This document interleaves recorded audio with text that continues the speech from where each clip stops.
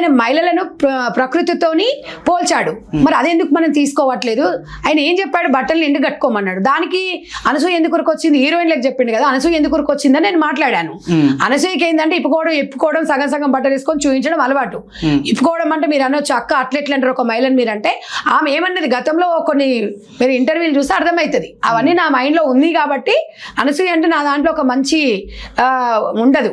అంటే తను మాట్లాడే విధానం అట్లనే ఉంటుంది, తన డ్రెస్సింగ్ విధానం అట్లనే ఉంటుంది, తను చేసే ప్రోగ్రామ్స్ అట్లనే ఉంటాయి, తన అహంకారం అట్లనే, తన బలపు అట్లనే ఉంటుంది. కాబట్టి నేను చెప్పిన అది నా ఇష్టం. ఇప్పుడు ఆమెకి ఎంత స్వేచ్ఛ ఉందో నాకు కూడా స్వేచ్ఛ ఉంది.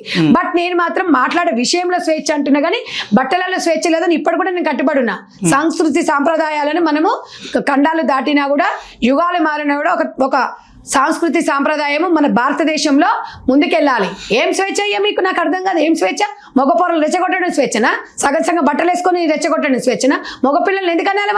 మనము ప్రైవేట్ లైక్ పబ్లిక్ లైక్ రెండు డిఫరెంట్ ఉంటాయి.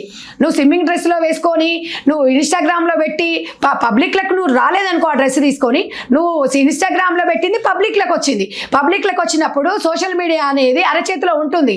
పిల్లలకి ఏం సమాధానం చెప్తావు? నువ్వు మగపొరలను రెచ్చగొడుతున్నావు. పెళ్లిగానని పరిస్థితి ఏది నువ్వు చేసేది? నువ్వేం చెప్తున్నావు? నువ్వు సమాజానికి ఏం మెసేజ్ ఇస్తున్నావు?